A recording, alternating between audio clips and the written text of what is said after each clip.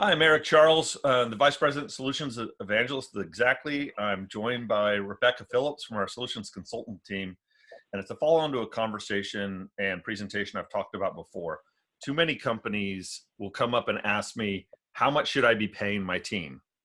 And my first response is, I don't know, how does your team perform? This is pay for performance. So on-target earnings lets you hire somebody, but real pay level should be based on the performance. Well, then they'll say, well, what should my team's performance look like?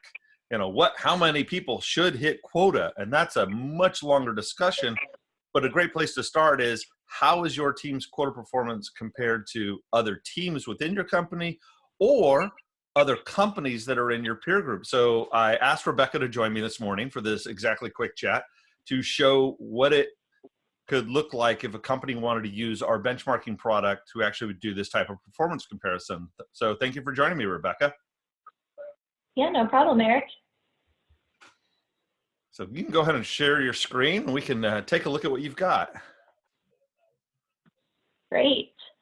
So a little bit of an introduction to Xactly benchmarking. It enables you to look at your sales force and your plan design and the way that you're paying everybody and determine, am I doing this correctly compared to everybody else in the market? And it's made up of our 15 years of aggregated and anonymized pay and performance data.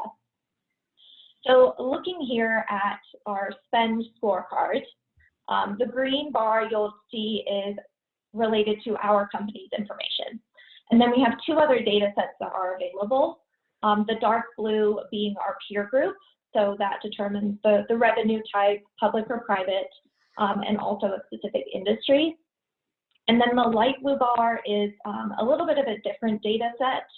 It actually allows you to define what you want to look at. So based on industry, based on size of the company.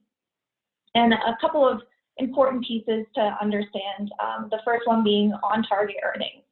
So what can my employees expect to make? And when we look at this graph here, we can see that the average is a little bit lower compared to our peers.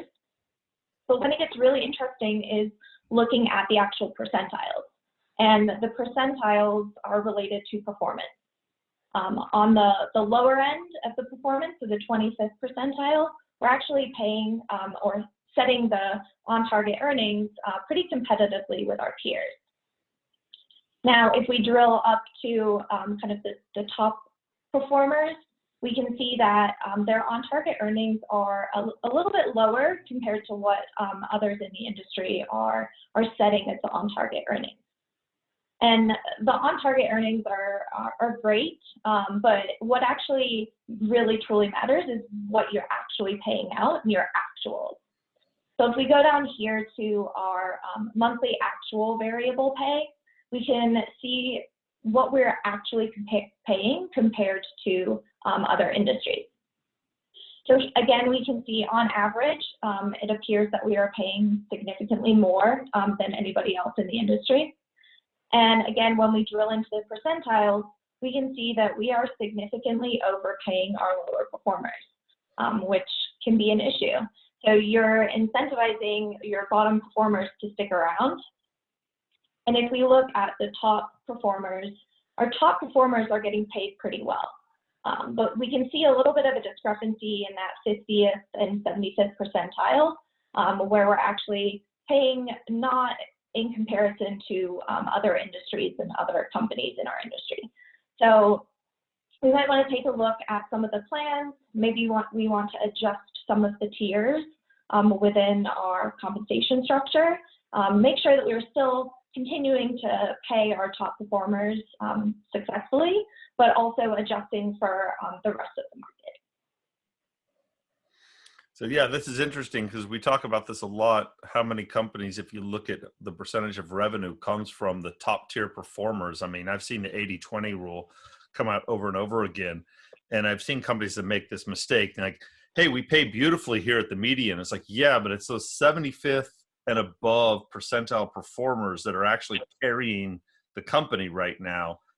And if just one of those people loses, you've got to rebuild your whole sales plan. So how often is this data updated? So this data is updated monthly, and as I mentioned, it's based on the 15 years of aggregated and anonymized data. And another piece to add in here is what we're actually spending as a company, but also being able to look at our actual performance and how many employees are actually hitting their target as they're supposed to.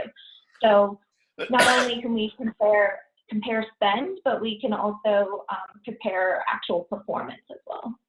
Gotcha. Yeah. So now, so instead of saying how many of my employees should be at or above quota, we can actually answer the second side of it and what's happening in peer companies. And I like how you built this up. I've got both, my immediate peer group, but other companies that I might hire from or lose people to. Yeah. And if we take a look at the actual percentile of quota attainment, we can see here on this graph that once our reps are actually hitting that 100% margin, they're tending to kind of taper off, whereas our competitors are their reps are continuing to perform.